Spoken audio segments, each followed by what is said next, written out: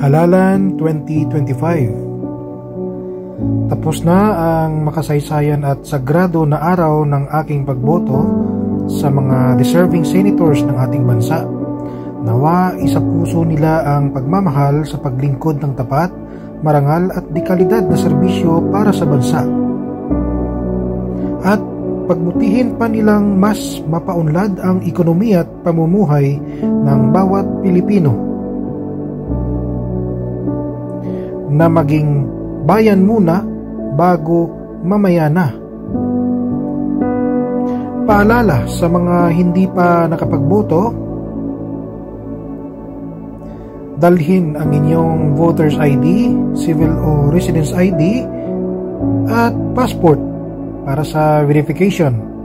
Mabuhay ang ating mahal na bansang Pilipinas.